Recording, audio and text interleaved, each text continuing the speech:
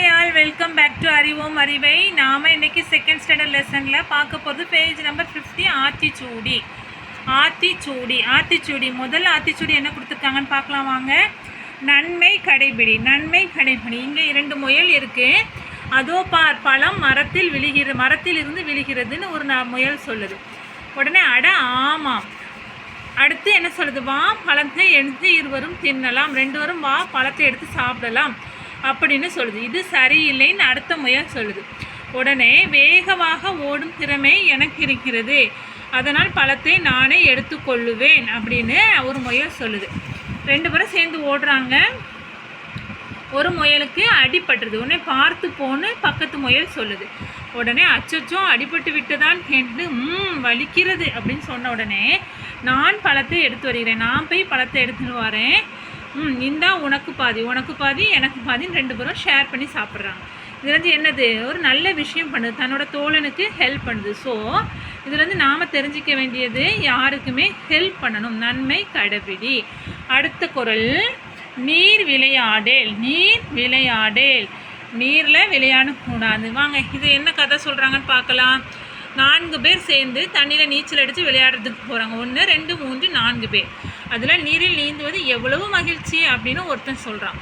ஆமாம், அடுத்தவன் சொல்கிறான். அடுத்த பிக்சரில் நான் இன்னும் உள்ளே சென்று நீந்த போகிறேன் ஒருவன் சொல்கிறான். வேண்டாம், அங்கே பார் எச்சரிக்கை பலகை. எங்கே பாரு? இங்கே பார் எச்சரிக்கை பலகை.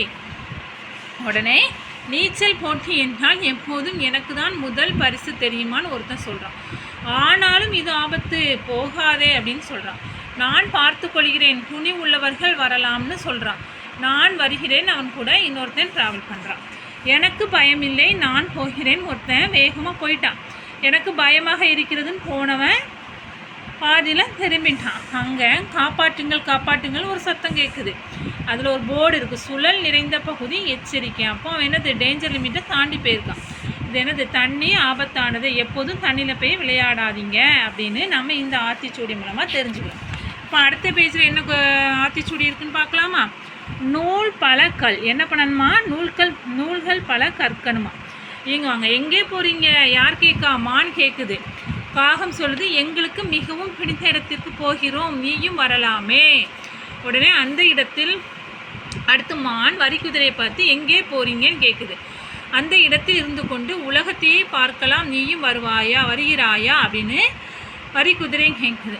அடுத்து மான் கரடியை பார்த்து நம் கேள்விகளுக்கு கரடியை பார்த்து கேட்குது, எங்கே போகிறீங்கன்னு. உடனே கரடி சொல்லுது, நம் கேள்விகளுக்கு அங்கே பதில் கிடைக்கும், நீயும் வரலாமே அப்படின்னு. உடனே அப்படி யோசிச்சுட்டு இருக்கும்போதே ஒட்டகம் சிமிங்கி வருது. எங்கே போகிறீங்க? அங்கு சென்றால் அறிவை வளர்த்து கொள்ளலாம், அப்படி ஒரு இடமா? நானும் வருகிறேன். ஸோ எல்லோரும் சேர்ந்து எங்கே வராங்க? லைப்ரரியில் வந்து எல்லோரும் புக் எடுத்து படிக்கிறாங்க. இதுலேருந்து என்ன தெரியுது? நூல்கள், அதாவது புத்தகங்கள் நிறைய படிக்கும்போது நாம் பெரிய அறிவாளி ஆகலாம் அப்படிங்கிறது தெரியுது. அடுத்த ஆத்திச்சூடி, நேர்பட ஒழுகு, உண்மையுடன் நடந்துக்கொள். இங்கே ஒரு ஸ்டோரி கொடுத்துருக்காங்க, பார்க்கலாமா? ஒரு சிறுவன், ஒரு குழந்தை, அவங்கள மாதிரி ஒரு பையன் ஸ்கூலுக்கு போகிறான். போகிற வழியில் என்ன கிடைக்குது? ஒரு கட்டு ரூபாய் நோட்டு இருக்குது. எடுத்துகிட்டு வந்து அவனோட கிளாஸ் டீச்சர்கிட்ட கொடுக்குறான். கிளாஸ் டீச்சர் எடுத்துகிட்டு போய் போலீஸ் ஸ்டேஷனில் கொடுக்குறாங்க. அப்புறமா ஒரு இன்சிடெண்ட் கொடுத்துருக்காங்க. இது உண்மையிலே நடந்தது. எங்கே நடந்ததுன்னா, ஈரோடு மாவட்டம் சேமூருங்கிற கிராமத்தில் ஒரு பையன் ஸ்கூலுக்கு போகும்போது 2ஆம் வகுப்பு படிக்கிறான். அவனும் 2ஆம் வகுப்பு தான் படிக்கிறான். ஒரு நாள் பள்ளிக்கு செல்லும்போது சாலையோரத்தில் 50,000 ரூபாயை கண்டான். அப்பணத்தை ஆசிரியரின் உதவியுடன் காவல் நிலையத்தில் ஒப்படைத்தான். அவனுக்கு காவல்துறையினர் வாழ்த்து தெரிவித்தனர். பலரும் யாசினை பாராட்டினர். அவன் பெயர் யாசின். ஸோ நீங்களும் உங்களுடைய பொருள் அல்லாத ஒரு பொருளை நீங்கள் பார்க்கும்போது என்ன பண்ணணும்? உரியவர்களிடம் கொண்டு சேர்க்க வேண்டும். அடுத்த குறள், நோயினுக்கு இடம் கொடேல். வாங்க பார்க்கலாம். அம்மா, நாம் எங்கே போக போகிறோம்? என் நண்பர்களை பார்க்க போகலாம், வா சின்னு அப்படின்னு குரங்கு அம்மா சொல்லுது. அங்கே யார்? அங்கே பார், சேவல் விடியற்காலையிலே எழுந்துவிடும் தெரியுமா? ஏன் அம்மா?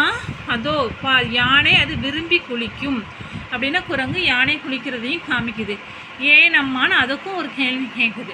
அதோ பார், மான் அது சுறுசுறுப்பாய் ஓடி விளையாடும். அதுக்கும் அந்த குழந்தை குரங்கு கேட்குது ஏன் அம்மா அப்படின்னு கேட்குது. சின்ன அதோ பார் முயல், அது கீரை காய் பழங்களை விரும்பி சாப்பிடும் அப்படின்னு அம்மா குரங்கு குழந்தை குரங்குக்கு சொல்லி உடனே அடுத்ததாக என்ன பண்ணுது, உன் கேள்விகளுக்கு ஒரே பதில்தான், இவற்றை எல்லாம் செய்தால் நோயின்றி வாழலாம். ஓ புரிந்தது அம்மா. அப்படின்னா என்ன செய்யணுமா, காலையிலே எழும்பணுமா, நல்லா குளிக்கணுமா, நல்லா ஓடி ஆடி விளையாடணுமா, காய்கறிகள் சாப்பிடணுமா, அப்படின்னா நோய் வராது. அதுதான் நோயிற்கு இடம் கொடைன்னு சொல்லியிருக்காங்க. நான் போட்டிருக்க வீடியோ எல்லாருக்கும் யூஸ்ஃபுல்லாக இருக்கும்னு நம்புகிறேன். என்னோடய வீடியோ உங்களுக்கு தொடர்ந்து வரணுன்னா என்னோடய சேனலை சப்ஸ்கிரைப் பண்ணி வச்சுக்கோங்க. அடுத்த வீடியோவில் இந்த லெசனோட புக் பேக்கை பார்க்கலாம். டாட்டா, பாய் பாய்.